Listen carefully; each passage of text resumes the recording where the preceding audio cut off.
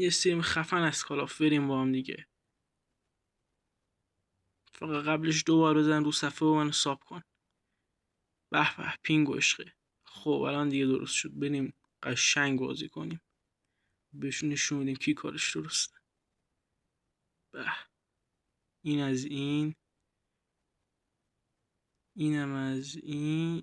ای خدا انقدر کمپ نکنید، خدا یادم عصبی میشه. الان دوباره میریم حاجی، عشق خدایی بازی. این به یک انتقام خوشگل حاجی از پشت دیوار.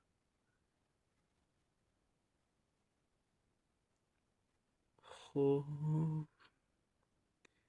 اینم از انتقام رفیقمون.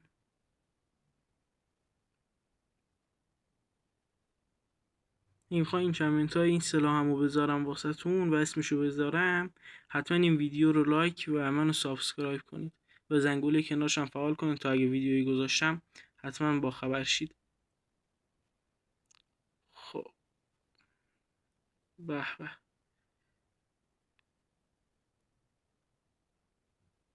یک کله.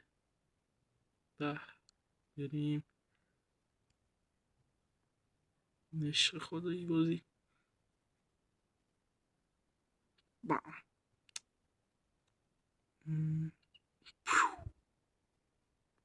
دوتایی، ستایی، هتریک.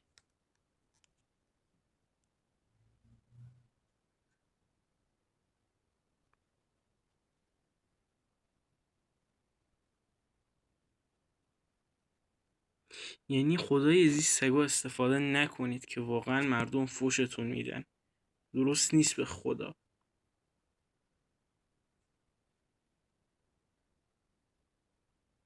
به به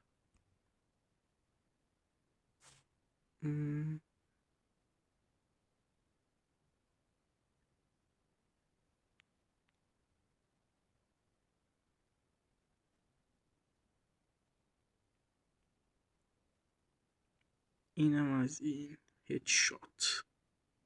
خب ما با این خودمونو کار نمیدیم.